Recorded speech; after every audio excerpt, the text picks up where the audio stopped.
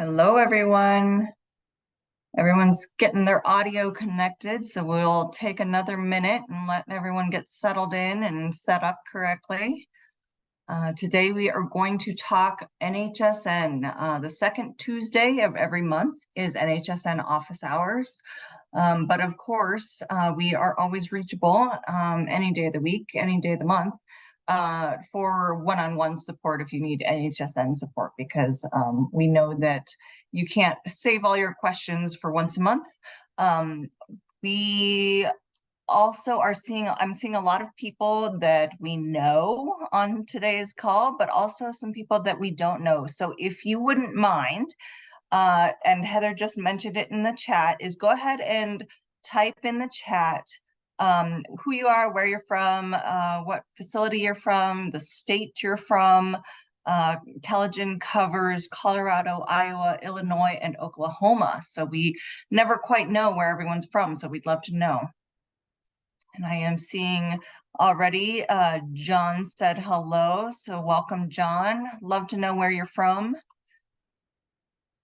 We'll get started here in just 1 second. So go ahead and keep putting those into chat. Today we are talking NHSN. I have pulled up not only the NHSN page, but also some memos, and I'm gonna kind of go through the memos first. If you guys have any questions along the way, you go ahead and put them into chat, or you can always unmute yourself and ask me. There also will be some time at the end for other questions as well. Even if it's not something that I'm talking about today, if you just have a kind of a nagging NHSN question, by all means ask it. I'm, logged into NHSN. I can show you certain things, so just let me know. The first memo that I have pulled up, this one is an issue that NHSN had with their annual survey. And if you don't know what I'm talking about with the annual survey, I will show you really quick. So let me log in. I have a test facility. So this isn't anyone's facility. So when they talk about the annual survey, it's this item. You might see this on your homepage when you log in. It's an alert, and it says that the 2023 survey is required. So this memo relates to this survey. I'll click on it and open it up just so you can see kind of what it is. I'll try to increase the size on this guy so you can see it. So this was an error message they had on this question. If you selected no, there was a bit of an issue. So now that issue has been resolved, and that you should be able to enter the annual facility survey and select no on this question, on question number 6, if that was holding you up for any reason. So with this, if you are still seeing that alert on your page, this is due by March 1st. And I tell people print the form first and then complete it on paper. You cannot answer some of the questions and then save it and come back.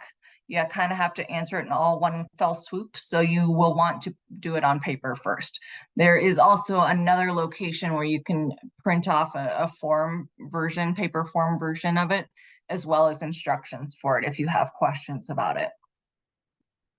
So that is the first memo, is that they resolved that issue, in case that was holding anyone up. The next memo that came out, this one actually is from CMS. This is about the Skilled Nursing Facility Quality Reporting Program, SNF-QRP. They sent out a memo saying that their quarterly data is due, and it is due by February 15th. And their quarter of data that they're looking at for the SNF side of things is July 1st to September 30th, 2023. So just make sure that, number one, you check your NHSN side of things. Your MDS side, of course, you need to check that, but then the NHSN side, they're looking at your healthcare personnel vaccination data, making sure that that's in there and complete for this time period. So that's the next memo that came out. This one, this is kind of a two-parter. This one is about an upcoming outage or downtime in the NHSN program. So this one actually came out first, and it said that Friday, February 23rd. So that is, let's see, next Friday. So not this Friday, next Friday. They will have a downtime beginning at 8 p.m. Eastern time through Sunday for an upgrade. So if you do your data on the weekend, or maybe you get behind next week and you're gonna try to get it caught up on Saturday, this will be down next weekend. It says hold all data submission beginning on that Friday at 8 p.m. Eastern. And then it says that there could be some issues when you try logging in on the 26th. So it should be using the same login process and everything that you usually do, but it said if you are experiencing issues logging in, that you need to submit a ticket. So just keep that in mind in case you're having issues on Monday. This one came out after it, and this one actually says this email is intended for the long-term care facility component users. So that's all of us. And it also mentions the outage time for the upgrade. And then it also says that you should be able to log in on Monday as per normal. And it says if you do experience issues logging in on Monday, you can contact the help desk via ServiceNow and submit a ticket using the subject line post-upgrade login. And it says CMS is aware that this update is occurring, and they will be suspending citation and enforcement for the week of the 19th through 26th. So for next week's data, you won't be penalized if something's late or can't go in. So just keep that in mind. Try not to panic if for some reason you weren't able to get it in, or your reporting person can only do it on a Saturday and the system is down. It looks like they're going to not penalize for that next week. Obviously, you'd want to get it in as soon as you can get back into the system and get it caught up. Any questions on those memos? I don't think I'm seeing anything in chat at the moment. Oh, Catherine, yes. Go ahead and unmute if you can. Hello, I'm Catherine Evans. I'm from Durango. I'm the infection prevention nurse here. So my main question is for the quarterly reports. Okay. How do I submit those? So you should not have to submit anything. What they're going to be looking at, and what I tell people to do, is you can review it by going to your vaccination summary calendar. And then you use this little arrow by the calendar up here, and you can go back to these dates. And so the dates are July 1st through September 30th. So those are the dates you're going to want to go back to. And obviously this is a test facility, and so I don't have data in there. But this is the week 6/26 to 7/2. So you'll probably want to make sure that one's included. You'd want to make sure that your data is in here. These would be green on your calendar if the data is in there and complete. So it'd be the healthcare residents and the healthcare personnel and residents would both be green. The flu RSV is optional. You don't need to do that one, but at least you'd want these two in there. And then you can flip forward on the calendar and make sure that every week there's data in there until that September 30th date is the endpoint for their quarter. So that's what you'd want to review for that piece, for the NHSN side. They're looking at the healthcare personnel vaccination data for your COVID. Okay.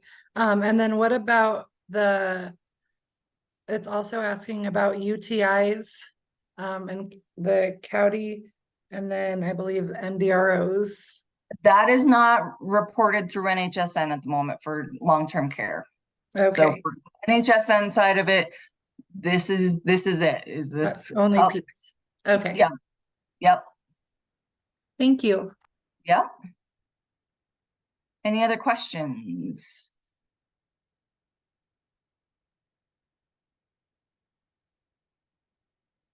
And with these memos, because we do get a decent amount of these memos, always look at the top. This is there's like a little image here, but then there's a bolded section and it says who the email is intended for.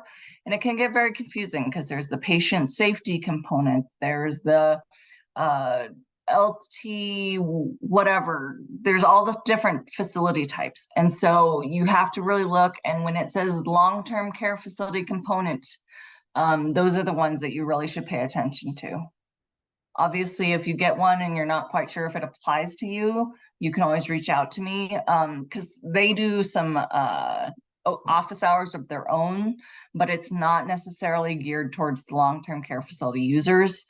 So then you join a call and they're not really talking about the stuff that you're familiar with, and it's very confusing. So when you read these memos, just always look at who it's intended for, and when it's long-term care facility, that's what you should pay attention to. Okay. Also wanted to just keep reminding you guys that the flu data not require or not due yet, but that is a requirement for the SNF QRP program. That is in a section. When you go to this page, there should be a component for long-term care facility. That's where your COVID data goes. But there should also be one for healthcare personnel safety. If you do not have both tabs, you won't be able to do the flu reporting. The flu reporting is in this one, the healthcare personnel safety. So that's something that you should put on your list of to-dos, is to check to make sure that you have this in your drop-down, your component drop-down, because that's where you report the flu data. It is for your staff vaccinations for flu. The flu season is October 1st to March 31st. And then the reporting is due no later than May 15th. So you will have a little bit of time, and I'll be doing some probably a week-long worth of events on how to report this data, how to make sure that you have this component. But if you do not have this, this is something you should go ahead and get working on now to get this component. So just make sure that you have this component. That's number one. Let's see what else. Also wanted to point you guys to our resources. These are long-term care specific NHSN resources. Typically what I do is I take the NHSN guidance documents and I sort of compress them and summarize them and put them into plain language, because some of the NHSN resources, they talk very technical, and it's hard to know what they want you to do. So I have boiled some of these things down, like how to change your email address. So say you've moved buildings, or your company name has changed and you need to change your email address, or if you want to change it to your personal email address so that you don't have to keep changing your email. There's a guidance document on how you can do that. Then we also have how to add new users. We always recommend that there is more than one person at your building that has access. Because if there is a gap in the reporting, the penalties can add up very quickly. I have heard of buildings in the tens of thousands of dollars worth of reporting. Just because there was turnover and no one had access. So this is a short video on how to do that. It's about 7 minutes long, and you can add as many users as you want to. And then once somebody has their access, that access is good as long as they log in at least once in every 365 days. So, you know, once you have it, as long as you keep it active, it's good forever.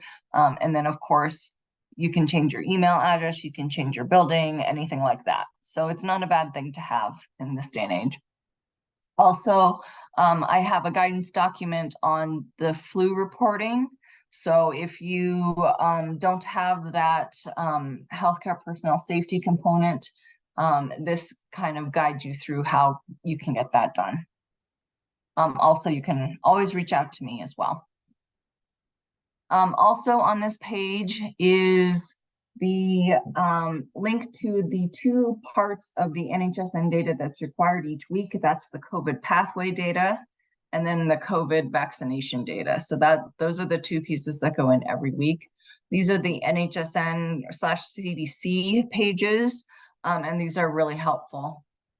I'm going to put this link to this page in the chat so you guys can go to it and bookmark this. Also have a link down here to where the data is posted publicly. So CMS gets the data from NHSN late Sunday nights, and then they post the data on this public site. So that's a good place to check if you're not sure if your data is going in correctly, or you just want to verify what the numbers are that CMS is using and going by. On occasion, we reach out to you guys if we see low data, just because CMS is looking at the data. And so sometimes we call people and we're like, is your, vaccination rate at 0? And people will say, no, it's not. I don't know why that's showing up. So it's a good place to verify and just make sure that the data you're putting in is accurate. Any questions on NHSN? I can demo things. I can show you resource pages. Anything you guys have that has been a question for you?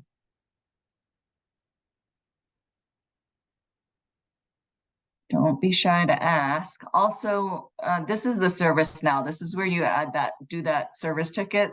They used to have you email them, but that is an email for all of NHSN users, which is hospitals and other settings. And so ServiceNow is how they recommend that you submit a service ticket. And when you click on that link, the ServiceNow link, it takes you to a page like this. And you'll want to do this one, the National Healthcare Safety Network Help Desk. And then you'd create a case. And then you just fill out as much as you can on here. Obviously, the red stars are ones that you have to do. Generally, you do the long-term care component. If you can put this number in, it's good. It just helps them find you better. This is the facility group ID. If you aren't sure what that is when you select your facility, there is a facility ID number. So when you select your building, there's an ID of 5 numbers right behind it. So that's the facility ID. And if you have access to more than one building, you just want to make sure that you're using the right ID for the right one. And then, yep, you would just submit the ticket. Always attach screenshots if you have any. Those can be helpful if an error, there's just a certain error message or something like that coming up. Let's see, what else? On your landing page, I'm in the wrong component. But let's go back. On this landing page, if you have alerts down here that are for QA alerts, quality assurance alerts, you can most likely ignore those. You could double check your data based on what it's asking, but it's an error that they haven't yet resolved. I'm hoping maybe with this update that's coming next weekend that they'll resolve that, but they have not sent out a notice. Typically, like I showed you on the first memo, is when they do resolve an outstanding issue, they usually send out a notice that says it's resolved. But I haven't seen one for that. But if you have QA alerts and they're just not going away and you're not sure why they're still there, that could be why.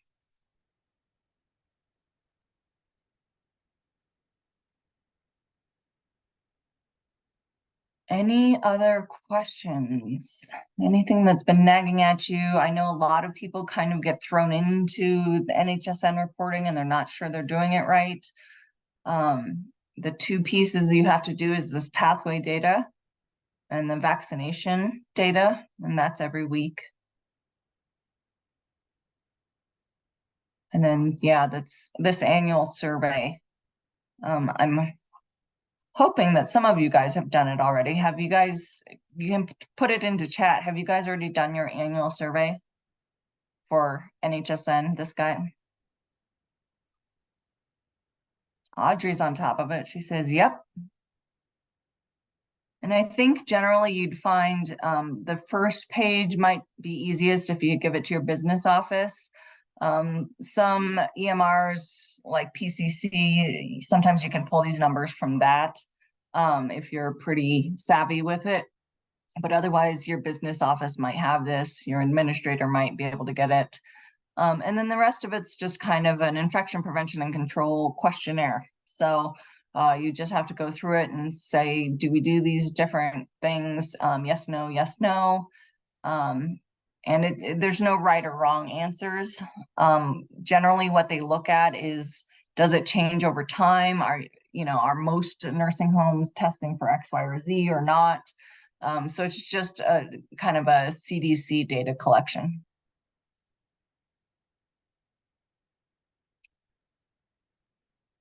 And Catherine, I see you're still learning the IP world. That is common. A lot of new IPs coming up through the ranks, getting put into that position, whether they want to or not sometimes. And we are here to support you guys with that. So every nursing home has a intelligence support person, so you can reach out to us, and we just created a checklist for new IPs that kind of goes through various parts of the job that you probably should know or probably get familiar with. And so that could be a helpful tool just to see if you are touching all the various points of the IP role. It can be really challenging because you don't know what you don't know until someone tells you sometimes. So feel free to reach out to your intelligent contact person or any of us really. We'll point you in the right directions, and we can give you all sorts of resources. We have a lot of IP resources. I'm going to put my email into chat. You can always email me NHSN questions. No questions too big, too small, too silly sounding. I'm curious how this goes on Monday because they mentioned in their emails that there could be some login issues, but we shall see. But if you do have issues and you're not sure how to submit the ticket or what have you, just reach out. Don't hesitate. Also, if you don't know who your intelligent point of contact person is, you can always reach out to me and I can look that up and connect you with the right person because we definitely want to support you guys on anything IP, but also anything quality improvement you guys are working on. So if there's something that you guys are trying to tackle in your building, never hesitate to reach out because we have resources and people can support you one-on-one. Okay, any other NHSN questions while we're on the topic, while we're in the program?